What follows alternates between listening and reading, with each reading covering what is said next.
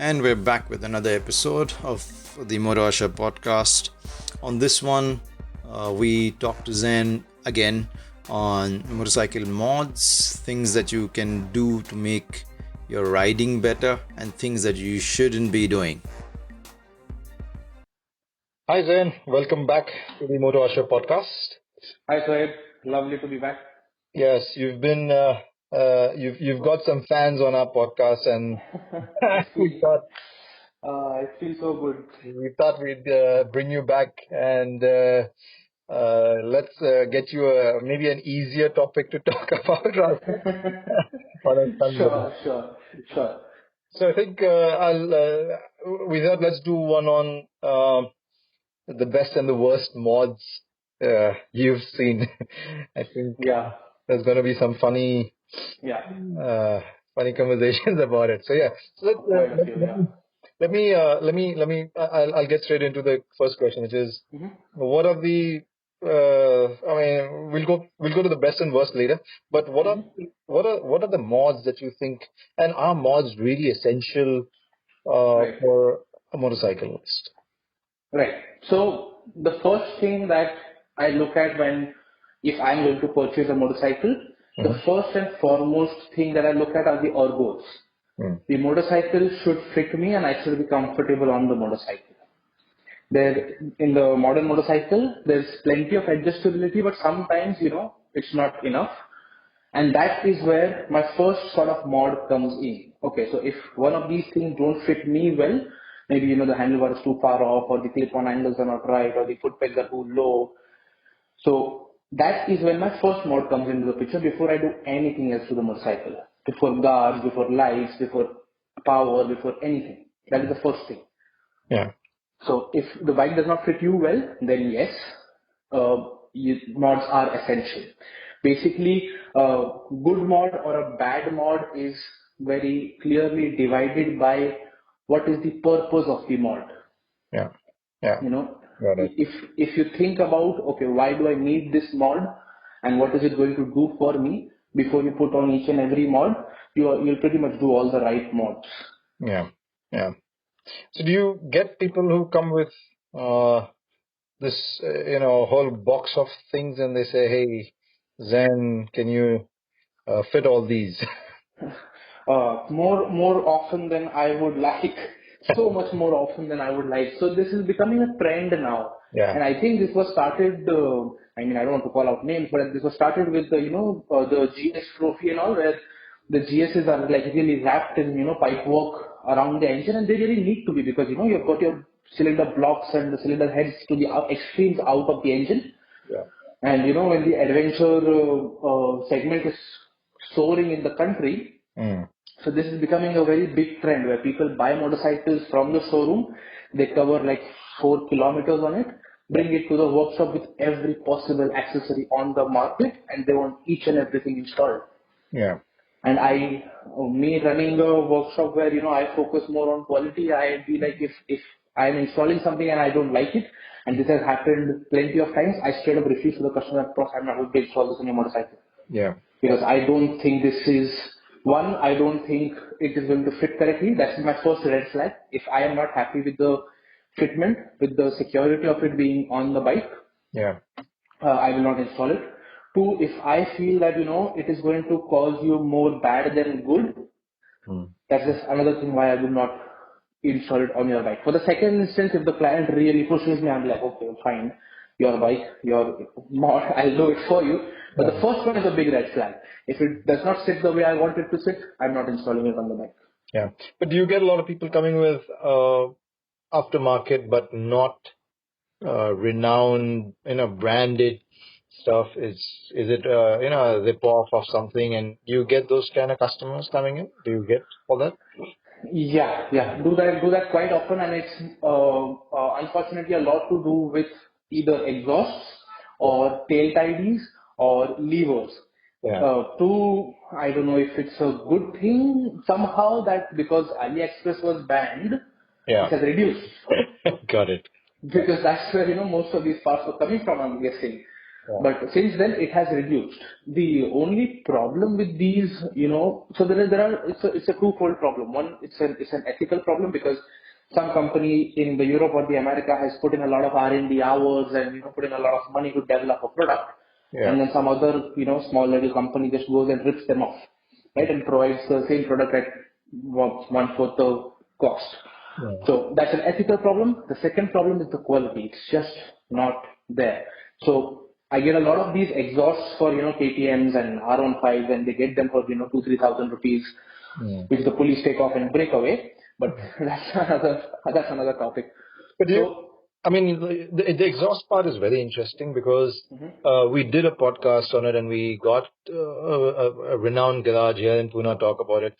And there's a lot of people who don't realize that what can go wrong, even by putting a slip on, they pop slip on. It's not as simple as there's air coming out of it. So there's a lot of science to it, but people, I don't know. I think there's a level of there's got to be a little more knowledge out there to help them. So we will talk more about the mentality of it, because if you think about accessories as a whole, it's a very controversial topic.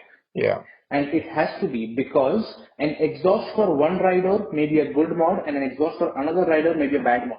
Yeah. It can be that. Yeah. Right? It all depends on how do you think about it. So the problem starts when, what is the purpose of the mod? So if your thinking is that, okay, I have an inline 4 motorcycle and I want a motorcycle that sounds good, that sounds loud, that makes head turn. That is not the primary job of an exhaust. Yeah. The primary job of an exhaust is to give you more power. More free-flowing exhaust gives you more power, right? So if you have that mentality, then you will most likely do a bad mod even with a brand new slip-on exhaust, because your only purpose is to get sound, right? Yeah. You can get sound with just putting the slip-on on. You can cut your original headers for that if you want to. Put the original slip-on on, fit it, and you are done.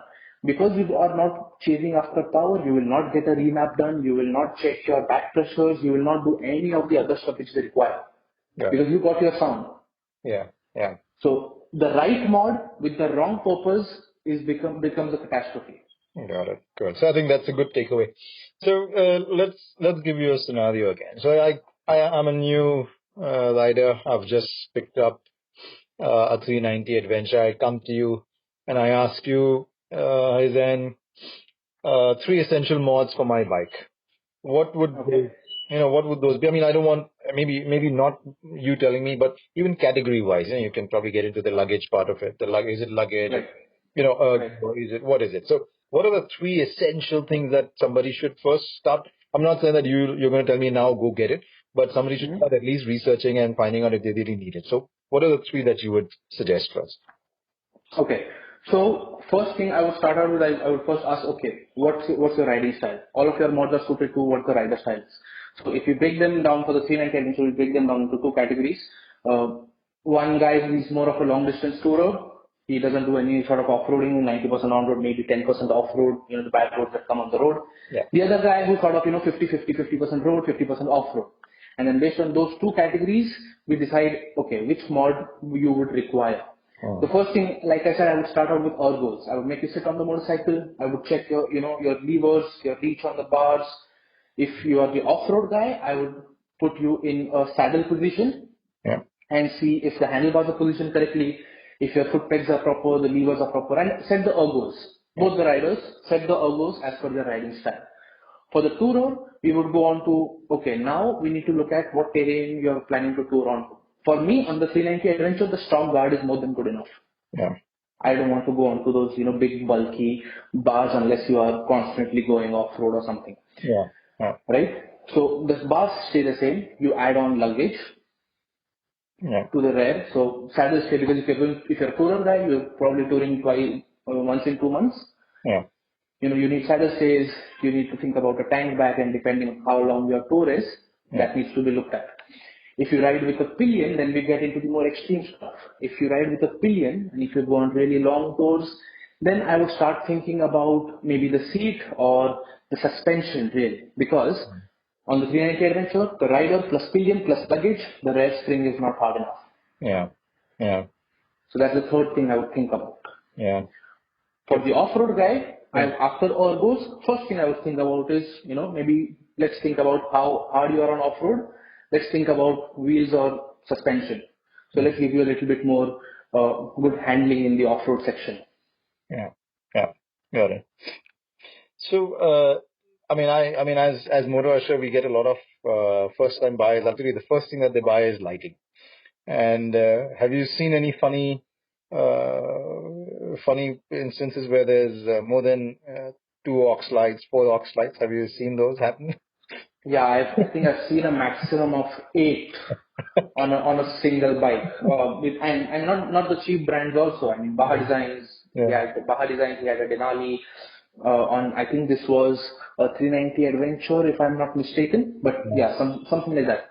So yeah, they do a lot of lights. But so to me, this thing is, people need to ride their motorcycles before they decide what they need to put on the bike. Got it. Yeah. Yeah. People don't do that.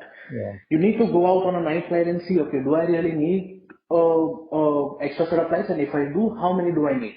Yeah. How long am I going to, do night riding? Is it going to be once in a blue moon when I'm touring and I'm stuck somewhere and I have to do a night ride? Yeah. Or is it, no, I prefer riding in the night to avoid traffic, or I'm more awake, or whatever reason. Yeah. So you need to think about it before you go ahead and put lights on. Got it. But the biggest thing about lights is the wiring has to be pristine. Yeah. I get so many bikes where, they buy the lights, they buy the lights, they don't buy the harness. Big mistake. So they go to a local mechanic, they take to civil electrical wires, and they make a harness out of it, botch the job. And then 1 week later, the bike is in my shop, and like, I installed the lights last week, they're not working. And I'm like, okay, we need to get you a new harness. So that has to be pristine. Yeah. I think one of the takeaways that we always take from these kind of stories and feedback, even as us, is people really believe that these are just normal things that just can be attached onto anything, and without understanding that there is research and development that goes on into it. Right. So yeah, cool. So I'm gonna get on to my second question, which is an interesting one. What are the most odd mods or accessories you've seen? If I have so to me, like I said, when I think about something which is odd, it can be a good mod, but it has, a very wrong purpose to it. Yeah. So that feels very odd to me, even though it may be something that, it's a very useful thing, but it feels very odd to me. Yeah. Right? So the most oddest thing that I see and I get really irritated with are handlebar risers. Got it. Right? It's a good mod. I'm not against the product. Yeah. For someone who's tall and who saddles a lot off-road, it's a good product. Yeah. But pretty much everyone is installing it. Yeah. I have people who are 5'4" installing handlebar risers. Like, why? They feel, no, the bike feels bigger. And I'm like, no, that's not what it's meant for. Yeah. So if you were to tackle that question right now, because I think the logic is probably not understood as to why somebody needs bar risers. And do people really need bar risers? So, like I said, if first of all, I don't think anyone who's riding on the road, unless you are over 6'3" or something, needs a handlebar riser. Yeah. For the road, the handlebar provides enough adjustability for you to be able to ride comfortably, right? If you're going off-road, then we need to, now handlebar risers can play a role. Because you really have to stand on the front section of the bike, and your weight is a lot in the front section, and you sort of use the handlebar a lot to keep the bike in check off-road. Got it. So over there, definitely handlebar risers make a definite difference. Yeah. But for the amount of people that are installing it, 95% of them don't need it. Yeah. For sure. Okay, so I've got a list of mods and accessories that we asked our guys to come up with, and we said let's ask Zen if these are a yes or a no. Okay. Okay. So I'm gonna start off. So bigger windscreen. Yes and no. Okay. So I think most of the questions are going to be like that. But so yes, if you are it all depends on where your helmet sits compared to your stock windscreen, right? Yes. If if your helmet gets buffeted a lot because of the wind blast coming off the windscreen, then yes. But when you do put a windscreen, you have to keep in mind that the airflow is going to go around your helmet. You are going to get hotter inside. Yeah. Got it. Yeah. So keeping that thing in mind, you can decide, okay, yes or no. Yeah. I mean, I've seen, honestly, I've seen a few bikes that have a windscreen bigger than the front tire. Oh yeah. I've seen So those. I've seen a motorcycle. So it's not like a big bike, but it's a small bike. But it's so hilarious. It's like a CT100 or something, Yeah. and it's got an Activa's front panel. So under the headlight, the front panel, that whole front panel has a windscreen. Yeah. Yeah. Yeah. It's hilarious. Okay. Cheap tires. No, Yeah. big no. Big no. They're the only thing keeping you connected on the road. Yeah. And people really, really underestimate how much tires matter on a motorcycle. Yeah.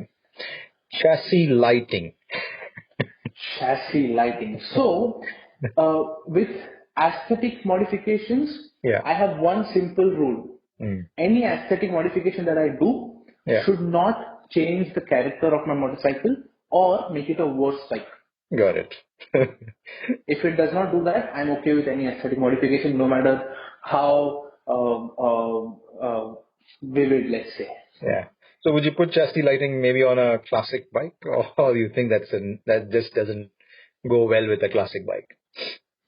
I think with a classic bike, if it's got a lot of chrome, probably not. Yeah. Yeah, probably not. But I see that's something which is very subjective. Different people have different tastes. So What about tank grips? tank grips, big yes, Yeah. big yes. Everyone should get tank grips. No question. No question. So when you get tank grips, you learn how to use them. You become a much better rider. Yeah. Aftermarket handlebar grips. Yes and no. So there are two types of handlebar grips here. So on my bike, I've got aftermarket handlebar grips, which are the Dominos. And then you have the other handlebar grips, which are aesthetic ones. So which have, those sort of designs and chrome anodized parts and all of that. Yeah. So no for the aesthetic one. Yes for the aftermarket grippy ones that really help you grip. Yeah. Right? The aesthetic ones, the problem is the handlebar when you grip them, that's the portion that gives you a lot of feedback. Yeah. Got it. That's the portion where you feel what my front tire is doing. Yeah. When it's about to slip, that's where you know that, okay, my front tire is about to slip. That's where you get the feedback. You don't realize it, but that's where your brain is getting all the feedback from. Yeah. If you put these, shiny metal parts on and you're not able to grip it well, that's where the feedback goes away. Yeah. Second, you have to apply force to grip because there's no adhesion. If you have a nice rubber grip, you don't need to apply force for your hand to be sticky to the bar. Yeah. Yeah. But with a metal bar, you need to apply force. When you're applying force, you're applying a steering input every single second. Yeah. Not good. Loud exhaust, we had a chat. Yes. So you're saying Yes. depends on what?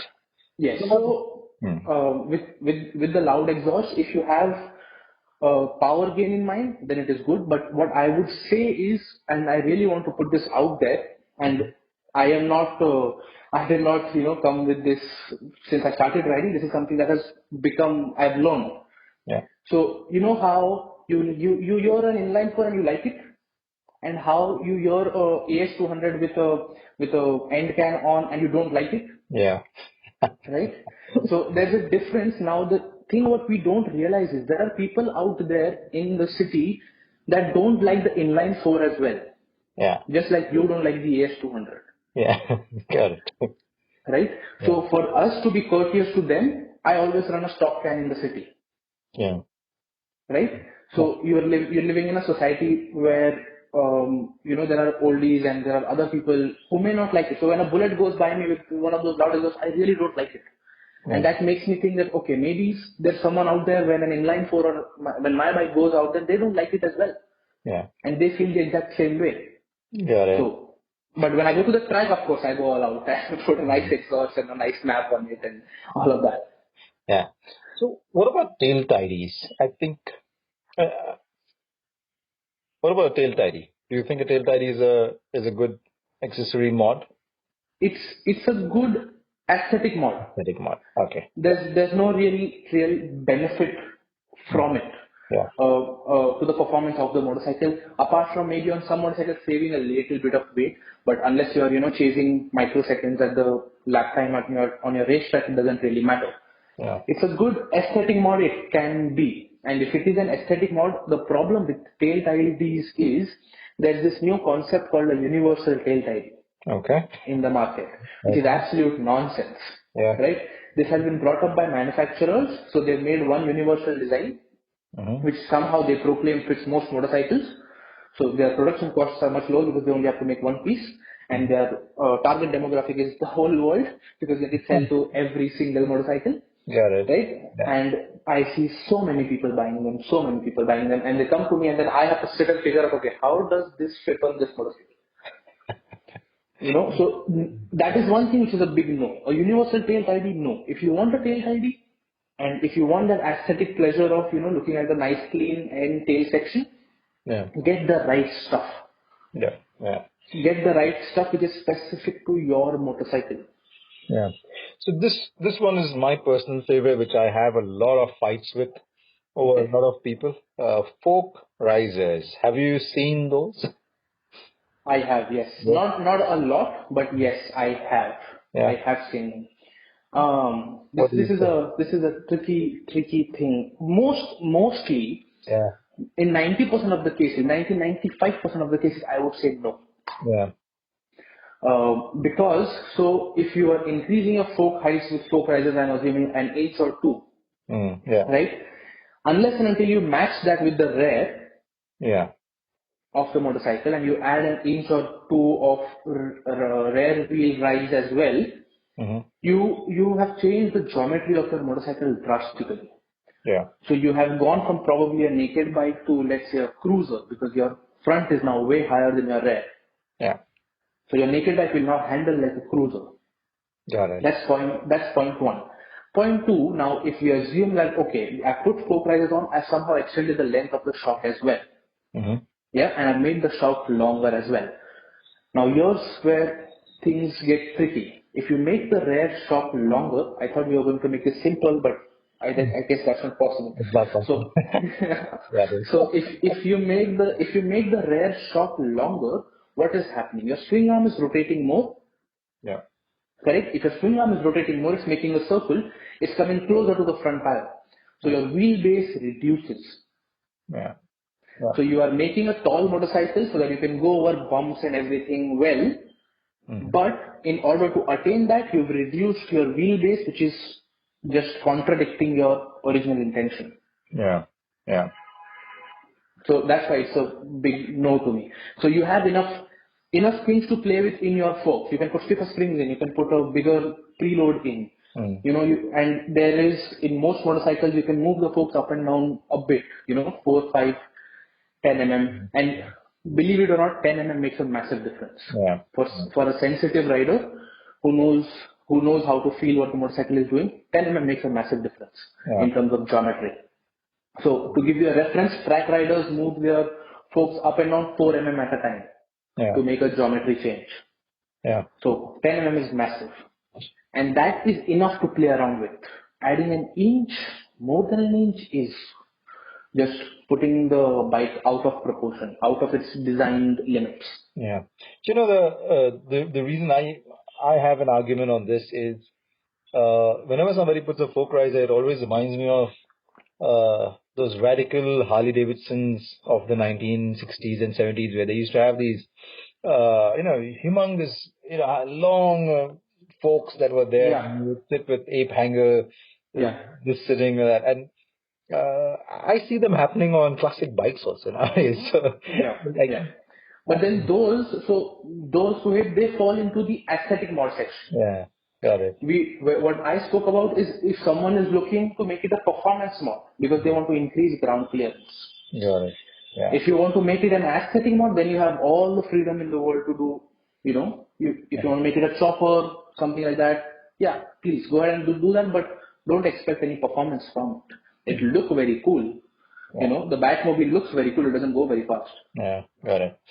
So if I was to sum up some of your more essential and mods that people should look at, I'm gonna put engine guards. Does that sound okay? Mm-hmm. Sliders. Does that sound good? Yeah. Headlight grills. So I want to make a point on guards. Yeah. Yeah. Engine guards. So the big bulky engine guards, and I fit a lot of them on the KTMs and the Dominars and so on. Yeah. Right. Do we really need them? Yeah. Right. So what are we trying to do here? We are trying to protect the panel inside in case we fall. Correct? Yeah. Right. So over here, I'm going to make an assumption that, okay, if you fall, your stock engine guard, let's say, was not good enough to protect the panel. Yeah. Okay. That's point one. Yeah. We are assuming this is a KTM Adventure 390 and we put a big bulky guard on. That the whole guard setup, with the headlight grill and all of that guard easily weighs 10, 15, 20 kgs. Mm-hmm. Yeah. Mm-hmm. Yeah. Now, that 10, 15, 20 kgs hampers your performance of the motorcycle, makes the bike feel less powerful, added weight, hampers the handling of the motorcycle for sure. Yeah. These two don't really matter a lot to people, but what will matter is the third point. And that is, this will also drastically impact the fuel economy. Got it. Yeah. Right? Now, if we take an average rider, he has a fall maybe once in, 10, 15,000 kilometers. Yeah.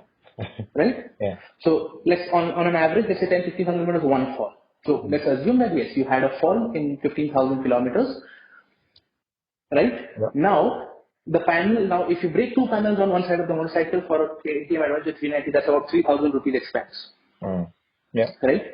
Now, haven't you already spent more than 3,000 in fuel over the past 15,000 kilometers because of the added weight? Yeah. That's a good logic though. That is definitely good logic. But you know what? Let me add something here as well. We have a lot of people who buy guards, tank guards, and they would actually ask us if at the time of an accident, would that guard bend and break the panel?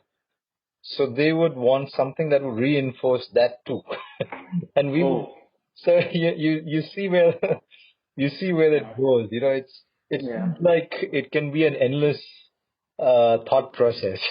Yeah. So I was at the track and I was talking to Vikrant. You'll know him as Motoring Scribe. A lot of people know him as Motoring Scribe.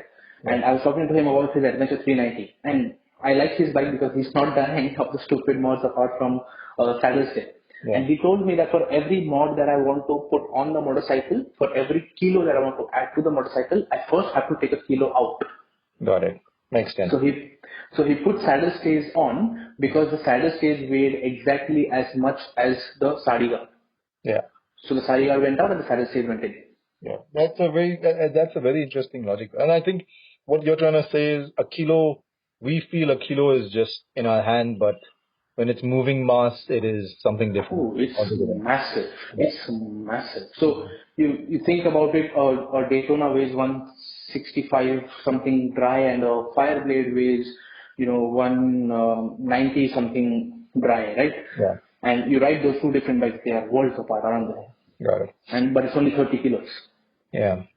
So handguards, yes, definitely a yes.